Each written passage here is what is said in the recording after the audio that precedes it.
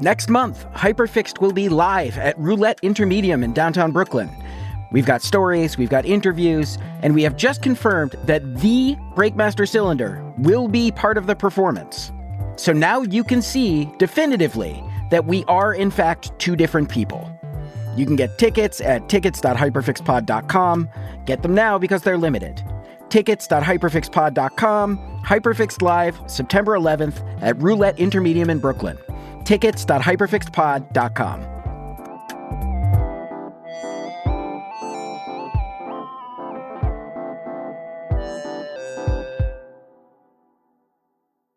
Hi, I'm Alex Goldman, and this is Hyperfixed.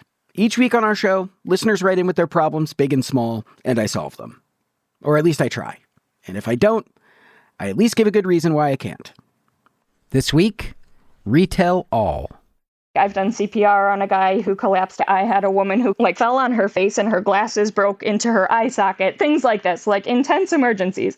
And I have had so many of them. This is Amber. She isn't a paramedic or a firefighter or any other type of first responder you'd expect to find dealing with people who are actively bleeding out of their eye socket. Amber is a pharmacist, a retail pharmacist to be specific. And if there's one type of pharmacist you're likely to be familiar with, it's this one.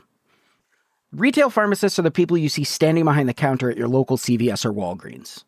They answer your calls, they field your questions, and they dispense prescription medications. But despite being the most publicly visible type of pharmacist, the pressures they face are largely invisible to the public. I used to work for one of the big chains, and because they continue to negotiate their margins so infinitesimally small, they just continue to push more and more work onto the pharmacist's shoulders. All across the country, giant retail pharmacies have been cutting back on pharmaceutical staff, even as prescription volumes continue to rise. So in addition to fielding your calls and questions, filling your prescription medications, and tending to you when you've been stabbed in the eye, retail pharmacists are increasingly being asked to take on the work of people who used to support that work. And on top of that, the pharmacies have also imposed these intensely demanding metrics for the performance of their pharmacists. So how quickly do you answer the phones? How many scripts do you fill an hour? How many shots have you given? We're talking hundreds of metrics that you are being tracked on at all times. And maybe these seem like the kind of increased pressures that are happening all across the workforce. Maybe even at your job. But I bet at the very least, you're allowed to go to the bathroom without getting yelled at. Here's Amber's husband, Andy. I remember when you were at that job, there was, I think, a Wall Street Journal article that came out, and I think the headline was something to the effect of, working in a pharmacy is very similar to working in a sweatshop. And I remember showing it to you, and you're like, that's maybe a bit dramatic. Then you read through, you're like, well, I mean, yeah, I can't go to the bathroom, and yeah, I don't take It's like talking about, having 14-hour shifts where you can't go to the bathroom and you can't take a break to eat or drink. And I was like, well, yeah, that's all true, but Andy's like, your job's bad. Your job's, it's rough, it's bad. Luckily now, most of the chains have implemented a lunch break, but yeah, you'd regularly work a 16-hour shift, no lunch break, no bathroom break, no nothing. You couldn't breathe. You had to just be filling, doing your job the whole time. And you only get paid for 12. Yeah, and you'd only get paid for a certain number of those hours. The rest of the hours would be you staying before and after to try and catch up. Now, this is not the problem Amber wrote into us about. Thank God, right? But the reason we're talking about it is because it was in this context where Amber's getting stretched beyond her limit, she's dealing with nonstop corporate chaos, getting yelled at by angry customers that she's just trying to help, and starting to question just how long she can keep doing this job, that Amber finds this one podcast that suddenly makes this whole crazy situation feel somehow more manageable. It was 2019.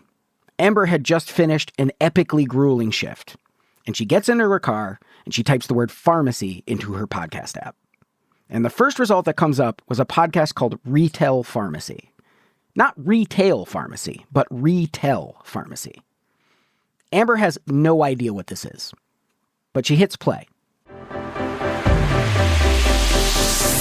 Hey everyone, welcome to ReTell Pharmacy, the podcast that gets into the crazy upside-down world of retail pharmacy itself. I am your host, Mitch Lee, PharmD. Thank you guys for being with me on the first episode of the show. The voice that came over Amber's stereo belonged to a guy named Mitch Lee. He was a retail pharmacist, just like her. And as Amber listened, it felt like Mitch was talking to her. You might think that the question you just got asked is beyond the most strangest thing that anyone's ever been asked in their life. But no, I swear to you, it happens to everyone. And what really helps me anyway, and I think can help some other people, is to know that you are not alone. You are not alone. It was the whole thesis of the series, and it was exactly what Amber needed to hear. I was immediately hooked just with how relatable it was and how heard I felt. Like, everything he talked about, I'm like, yes, this is my life. This is my life. Listening to ReTell Pharmacy became a part of Amber's daily routine. Every day on her way to and from work, she'd queue up the podcast. New episodes, past episodes, she listened to everything. First thing is first, ladies and gentlemen, you made it through the first week of November. Congratulations. We are fresh off a Halloween episode that I had way too much fun on. It was a great time. If you hadn't listened to Amber loved how light and funny this show was. Check it out. The silly sound effects and the old school radio DJ feel always managed to lift her spirits. If you hadn't listened to last week's episode, check it out and take a friend, because it was scary. It was spooky. Do we still have this? Oh, yeah. The show was uplifting in other ways, too. Each week, Mitch would feature a different unsung hero of the pharmacy world. This week's Tech of the Week is Amelia on Facebook. He'd usually do the technician of the week, and that was more of like recognizing that our technicians are our saviors. They're the best, and we love them, and they do incredible jobs. Month after month, Amber kept listening. Even when the COVID-19 pandemic hit and threw her industry into chaos, Mitch was still there, always staying positive, reminding Amber that she wasn't alone. It made a very, very tough job a little easier to tolerate. And that's like his whole message in the podcast is like, our job is really hard, but if we like stick together and we talk about it and we laugh about it, it might make it just a little bit better. But then, in the summer of 2022, something unexpected happened. Mitch was gearing up for his 200th episode, and he seemed really excited about it. So he's like, we're nearing the 200, get ready, it's going to be the best episode we've ever had. He's like hyping everyone up. So we're getting ready for a big 200. And then the next week, I was just driving to work thinking this was the normal podcast we were going to listen to on my way to work like I always do. And Hey, retailers, welcome in. No music, as you can tell.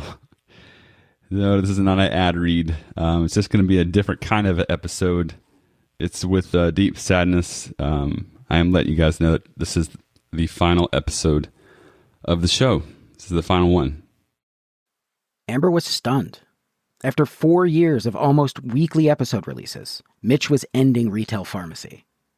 But the reason Mitch gave was even more surprising. I haven't been okay. I've been struggling, to be honest with you. Because of that, I started to see a path or trajectory or whatever of my life going down an even darker road. I ended up bawling in my car being like, I hope he is fine. And it was very dramatic. Yeah, very, very difficult. It was a tear-jerking episode. He was crying, I was crying. It was very tough to listen to. And that's it. The show ends. In a 9-minute and 54-second episode, ReTell Pharmacy is done. And Amber's completely blindsided, crying in the car. There's been no updates since. There's been a lot of like, if you look at the comment section of all the podcasts, everyone's like, I hope you're okay. I hope everything's going well, that type of thing. Like a lot of love and support from all his viewers. But I've seen like Facebook posts, people like, anyone know if everything's okay, and he's gone. With no new episodes, the ReTell Pharmacy feed stays frozen in time, and Amber stops listening. She goes on with life. She gets a new job, still in the retail pharmacy space, but outside of the metrics-driven world of the big pharmacy chains. And then last November, Amber and Andy had their first baby. And it's in this chapter of Amber's new life as a mother that she decides to revisit an old chapter of her life. She decides to listen back to the old episodes of ReTell Pharmacy. But in the process of trying to do that, something strange happens. When Amber pulls up Amazon Music, which is her preferred podcast app, and types in ReTell Pharmacy, nothing comes up. So she checks Apple Podcasts, and she can see it's there, but when she clicks on an episode, Amber gets a playback failed message. The same thing happens on CastBox. So now, the only place Amber can still listen to ReTell Pharmacy is on Spotify. And that has made her very nervous. I don't know why it's off the others. I don't know how podcasts work, so I don't know if he has to renew contracts or do something to keep it there, but I'm assuming at some point if he doesn't do anything, Spotify's probably going to remove it as well. For Amber, the thought of losing this podcast forever feels like losing a friend.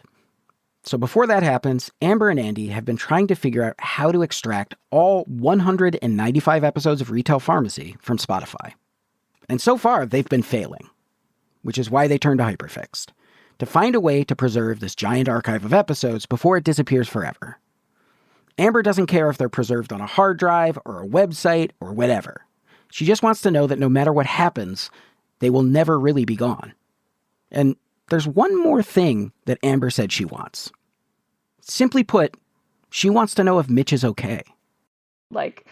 I can't really express to him how much, this still haunts me in the back of my mind. I will still pull up his podcast every couple months to see if he maybe just put some sort of comment or something, just expressing that he's doing better, everything's okay. Or checking Facebook to see if there's any new posts, because I've seen people posting being like, is he okay? I sure hope he is, and posting a lot of love. But I also don't want to dredge anything up that he doesn't want dredged up. If he's happy being at peace and ignoring the world, I don't want to mess with that. But yeah, if there was any confirmation that he's all good, that would just take one little background emotional stressor out of my life. Coming out of our interview with Amber and Andy, I knew that there could be only one step in this investigation, and that was to contact Mitch. Of course, he was the only one who could tell us how he was doing, but he was also the only person who could get us the entire backlog of his podcast.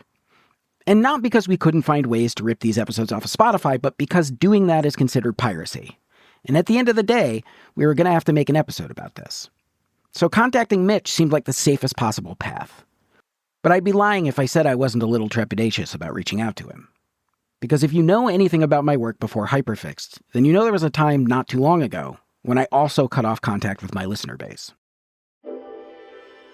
For 8 years, I made a show called ReTell All, and for all intents and purposes, it was the center of my universe.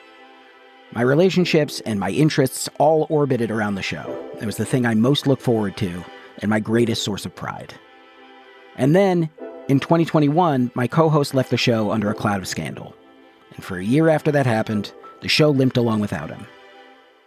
So by the summer of 2022, to be frank, I was a wreck. The emotional toll of being the public face of this tarnished brand was too much for me to bear, and I decided to end it. The last episode of ReTell All came out just one day after Mitch released the final episode of ReTell Pharmacy. And if Mitch is anything like me, I'm sure he agonized over the different ways to discuss the end of the show, how much to make public, and what kind of considerations needed to be made for people who would suffer secondhand from anything said publicly about it. It's an impossible situation to be in, because no single answer will satisfy everyone. So I decided not to say anything at all. The thing I didn't realize until that point was the Faustian bargain of making a thing that people saw themselves in, that people related to, is that when it changes, it feels like a friend has stopped talking to you. But unlike a real-world friendship, there are parts of this story that were, and remain, way too personal to share with the world. Because wrapped up in all this business of making a show were very real relationships that did not survive this event. So as much as I wanted to satisfy Amber's question, I was worried about what I would find if we went looking for Mitch, or if he'd even be willing to talk. When he recorded his last episode, he did not sound like he was in great shape. And since he'd deleted all of his social accounts, we took that to mean that he didn't want to be found. But then, Hyperfixed producer Lisa Pollack noticed that there was one social media account that Mitch hadn't deleted, his LinkedIn. And from the look of his feed, he was still actively liking and commenting on posts, as recently as a couple weeks before we talked to Amber. So Lisa sent him a message on LinkedIn, and to our shock, he responded. Holy cow. Wow. Thank y'all for being so patient. That's after the break.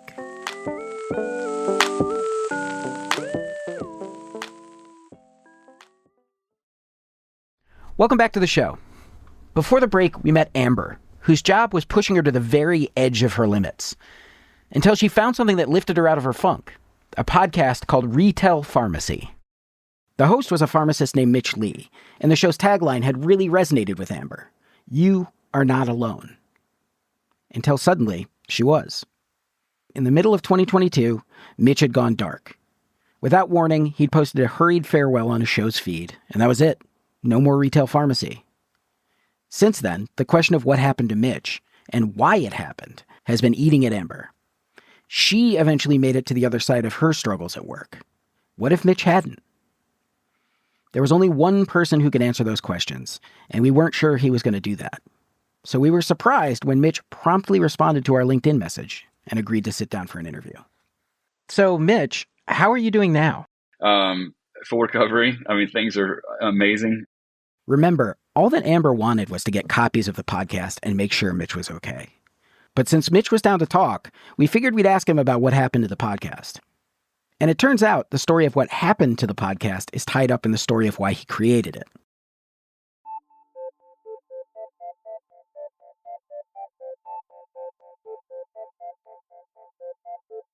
Mitch's start in the pharmacy world began in high school, working at a mom-and-pop pharmacy in his hometown of Brunswick, Georgia, and totally loving it. He was good at math and really good with people, so he stuck with it. Eventually, he got hired as a pharmacist cashier and then a technician, and then he went to pharmacy school. And finally, in 2010, Mitch officially became a pharmacist. He was good at the work, and he cared about it deeply. But the experience of doing this work in a big retail pharmacy, it wasn't always positive.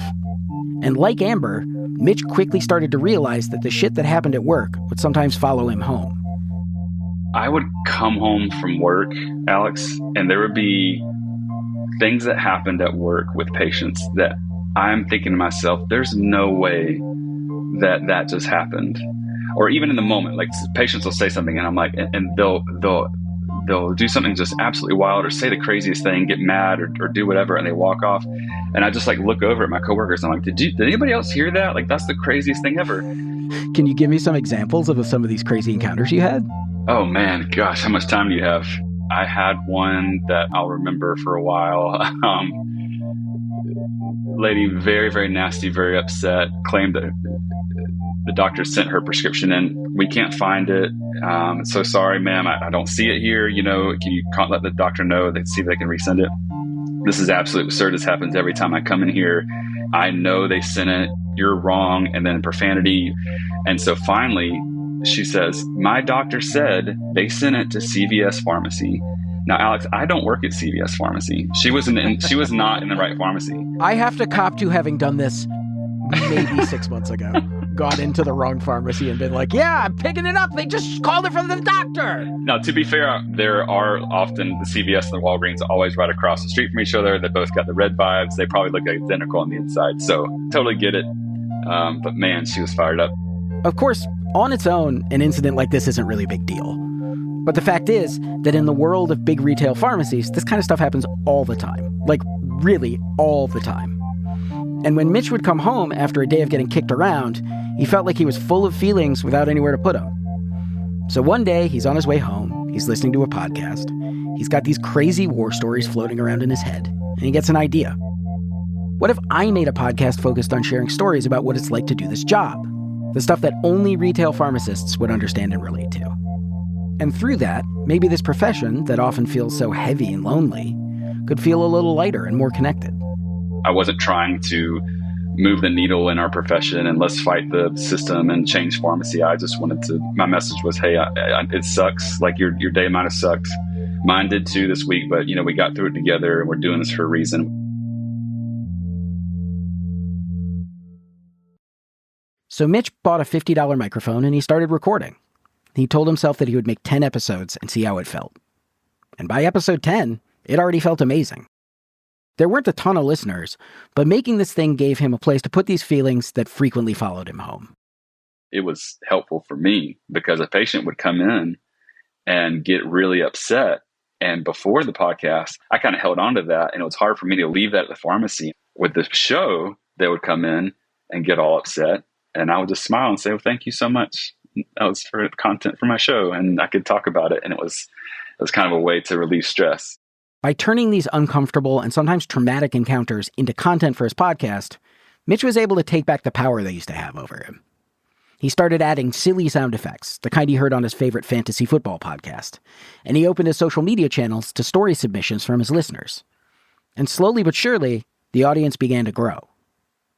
People started sending in crazy stories about their experiences working in retail pharmacies. Stories about being belittled, about getting in trouble for going to the restroom, about not being able to eat lunch. Even our friend Amber sent in a story about a patient's blood gushing all over her during a vaccine administration. Let's go to Amber on Facebook. Hey, Mitch, love the podcast. Wanted to respond to your episode about patients bleeding massively during vaccines. Yeah, that's a thing. It sucks. By mid-2020, Mitch's episodes were getting longer, and they were filled with listener-submitted stories. Soon after that, Mitch realized he was getting enough listener submissions to fill an entire hour-long episode, and do it on a weekly basis. It was clear that the show was resonating with people, that it was succeeding in its goal of making people feel less alone. And that became one of Mitch's primary motivations for making it. Why was it important for you to do a weekly show? You sound like my wife, Alex. That's what my wife, she was like, why? There's just a lot happening, especially having recorded through COVID. There was just so much happening. And the feedback that I started getting from listeners was how much the show meant to them, how it was really cathartic for them, how it was helping them get through the day.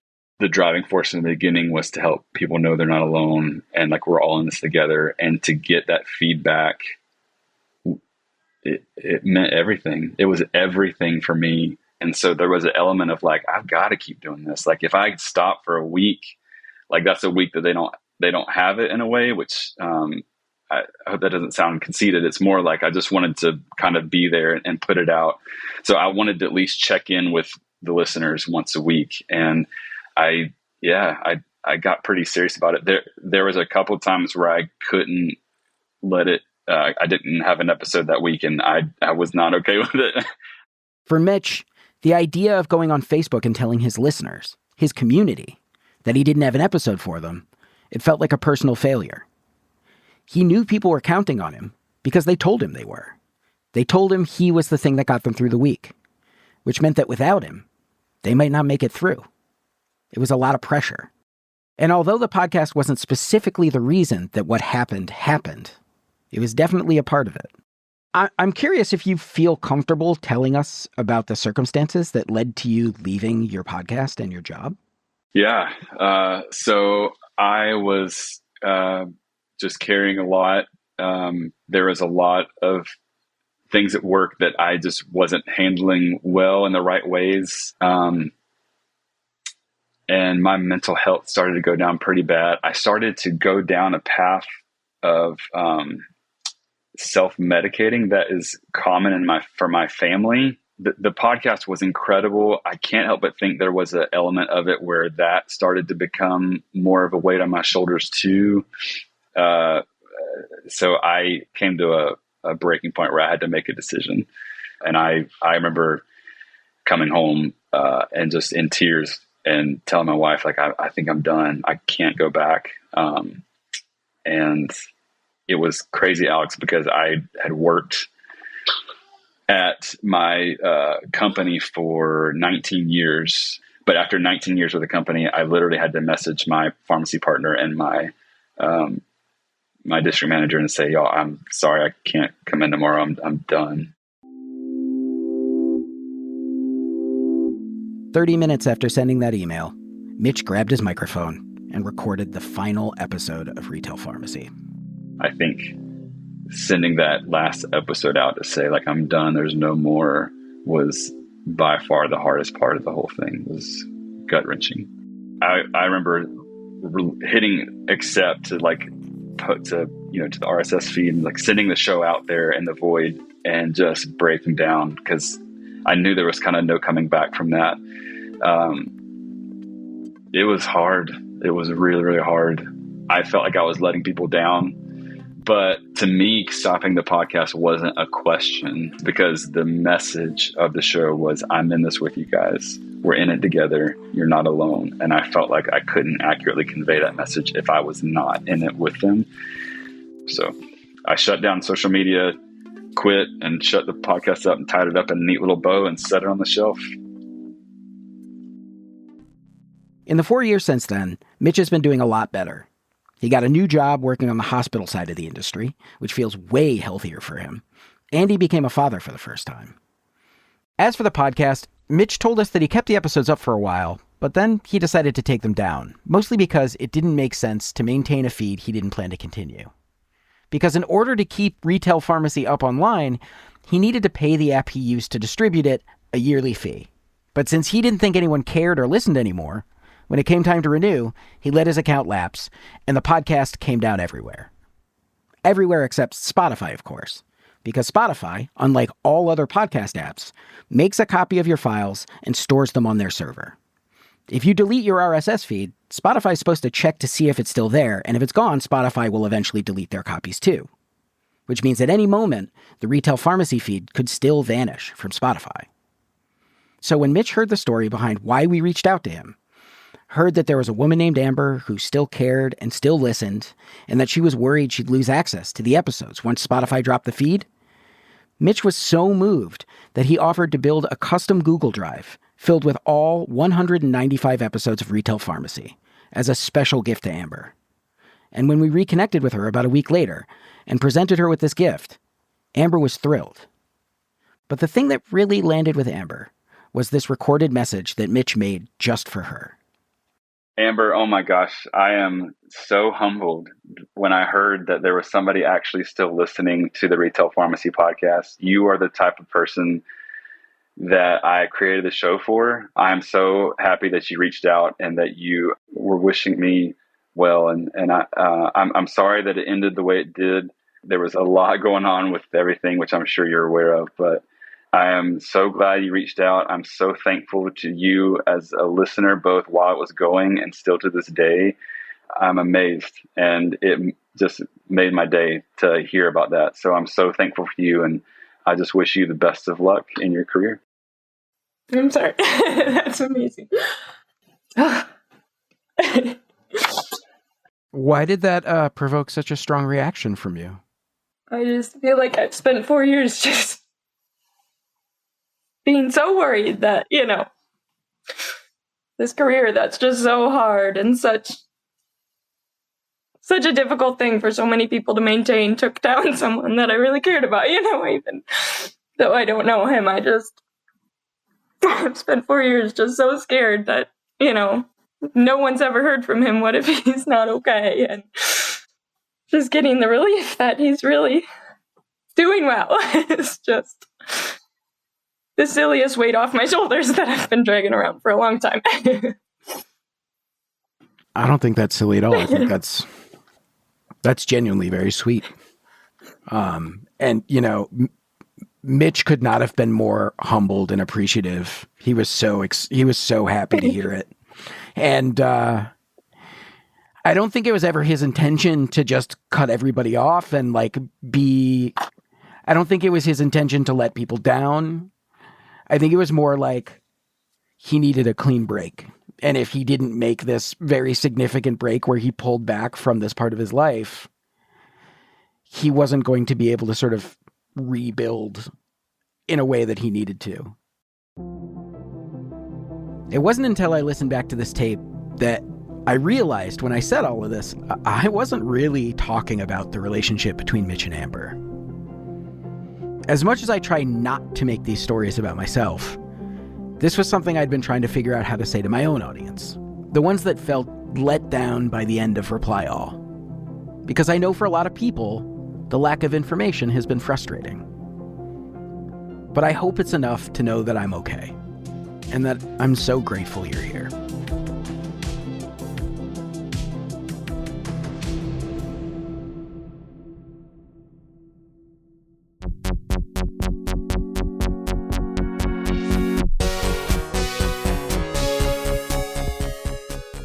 Hyperfixed is produced and edited by Emma Cortland, Amor Yates, Kat Shuknak, and Lisa Pollock. This episode was engineered by Tony Williams. Music is by The Mysterious Breakmaster Cylinder and me. You can get bonus episodes, access to our Discord, and much more by becoming a premium member at hyperfixedpod.com/join. We also have merch at shop.hyperfixedpod.com, and we have tickets to our live show at tickets.hyperfixedpod.com. The live show is coming up in just a couple weeks, so I implore you to please grab tickets while they're still available. Tickets.hyperfixedpod.com for our show on September 11th at Roulette Intermedium in Brooklyn, New York.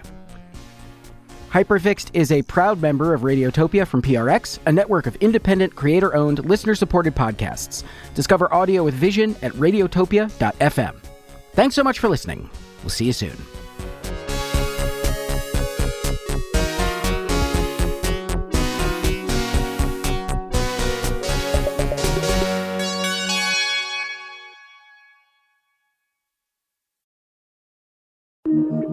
Radiotopia from PRX.